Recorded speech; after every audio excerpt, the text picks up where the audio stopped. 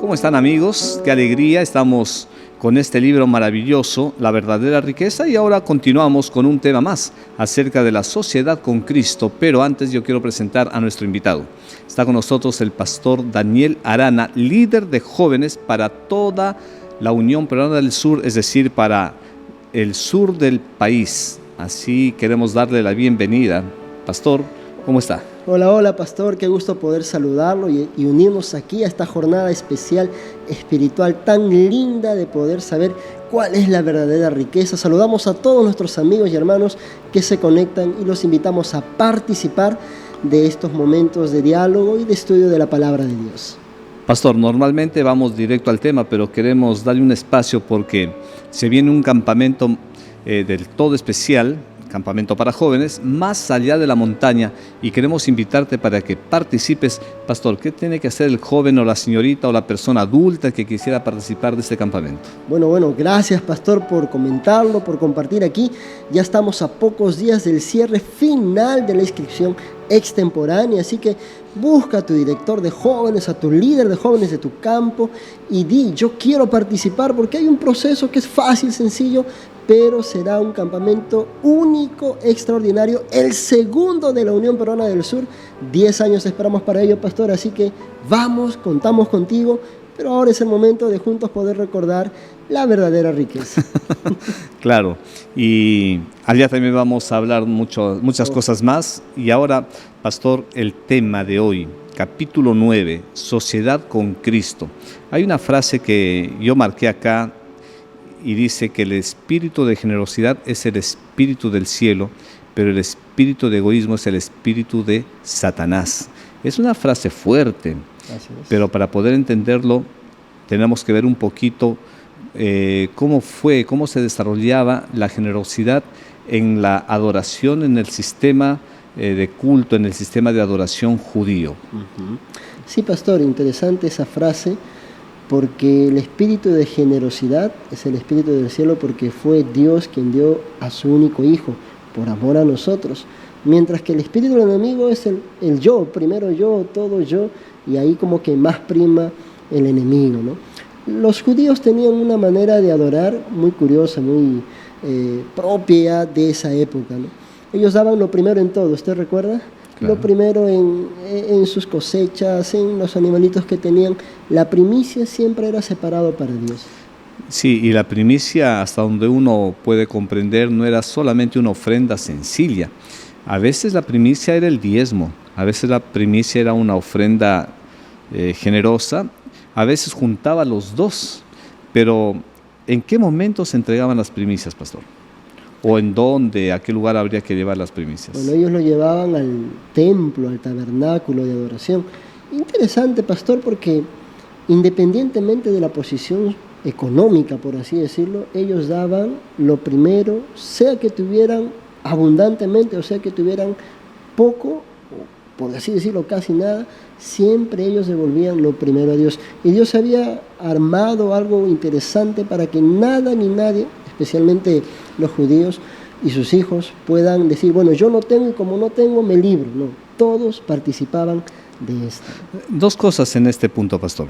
Primero, ¿daban solo de algunas cosas o daban de todo? ¿Cómo funcionaba, pastor? Daban de todo, pastor, ¿no? O sea, no era solo de algunas cosas seleccionadas, sino ellos daban de todo por un asunto de obediencia, por un asunto de no rechazar la voluntad divina, ¿no? Ahí hay una cita donde dice que daban del trigo, la cebada, de la cosecha, la vendimia. No se escapaba nada. No se escapaba nada. Y la segunda pregunta en este aspecto, pastor, no eran ricos los judíos, estaban saliendo del desierto, llegando a Canaán, no se habían posesionado, no tenían industrias, no tenían empresas, no habría grandes ganaderías ni grandes centros agrícolas. Entonces, ¿por qué daban, pastor? No eran empleados. Bueno, ahí hay una palabra clave, ¿no, pastor? Es la obediencia, una vez más, ¿no? Era la palabra de Dios, obviamente transmitida a través del profeta, a través de su palabra, pero para ellos eso era vital, ¿no?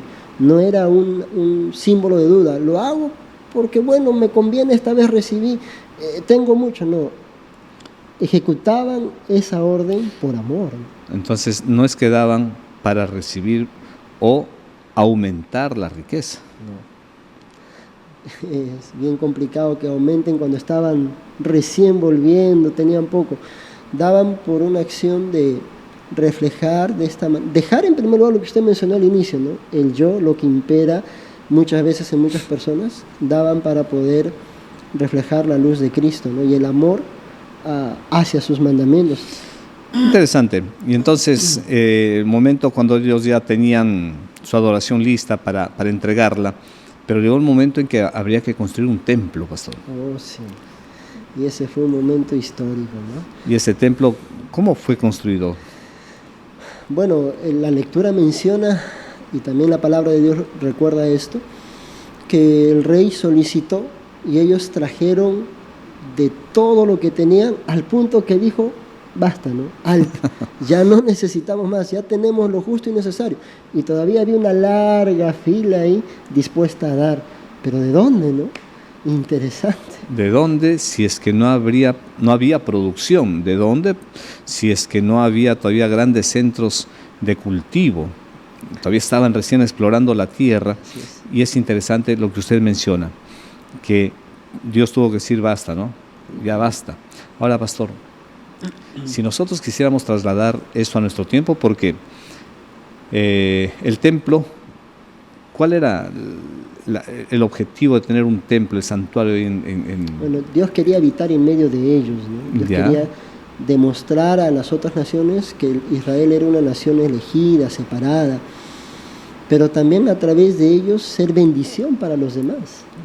¿No? A través de lo que Dios iba a hacer con el pueblo de Israel, alcanzar el mensaje a muchas más personas. Pero el santuario fue hecho para que Dios no fuera un Dios lejano, un Dios distante, ¿no? Sino un Dios cercano.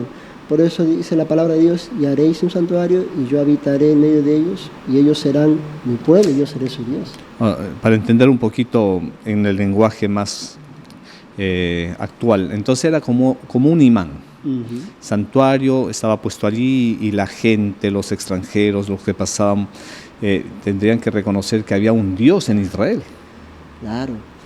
El santuario de por sí o el templo era una construcción majestuosa, ¿no? Algo que, si recordamos, ¿no? Un templo hermoso es un sermón silencioso, ¿no? No necesita muchas veces el templo estar abierto porque ya su estructura dice mucho. Entonces, yo aprendí acá una frase interesante. Decía que el templo es un elemento didáctico para hacer entender que hay un Dios allí, pero la adoración al Señor a través del diezmo y la ofrenda eran los elementos de una sociedad con el Señor. En ese tiempo, para construir un templo y la gente reconociera que ahí hay sacerdotes, hay santuario, hay todo. Y ahora, pastor, si ya no hay un santuario, si ya no hay un centro donde la gente tendría que ir a buscar a ese Señor, a ese Dios de Israel. Ahora, ¿cómo yo cumplo mi sociedad con Dios?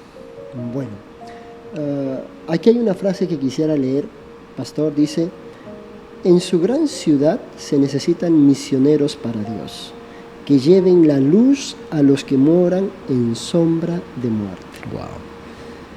Ahora nosotros devolvemos o somos fieles a Dios, obedientes a Dios, para que estos recursos puedan llevar el mensaje a todo el mundo, para que a través de ello aquellas personas que viven todavía en la ignorancia puedan recibir la luz de Dios, que era lo que reflejaba también el santuario. Eso, ¿no? Entonces, si el santuario era un centro de atracción, ahora al dar el diezmo y la ofrenda, pastor, es un sistema que Dios ha puesto justamente a partir del Nuevo Testamento para que el mensaje llegara, como dice Mateo 28, 19 y 20, a todo el mundo.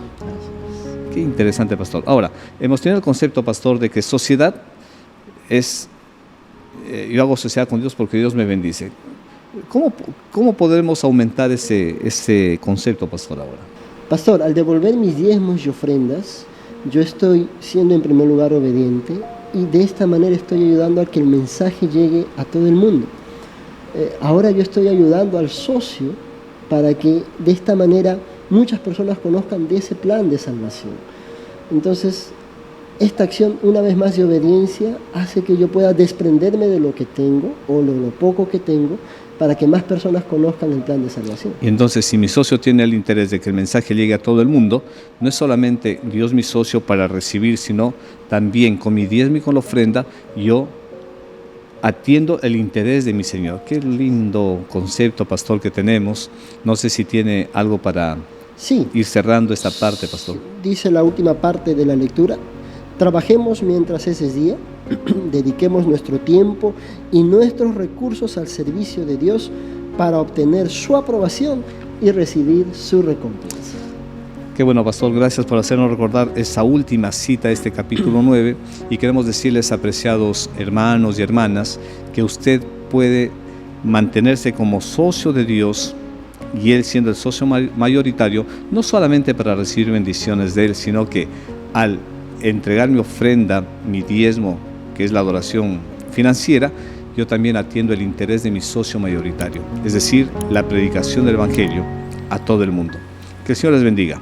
Bendiciones.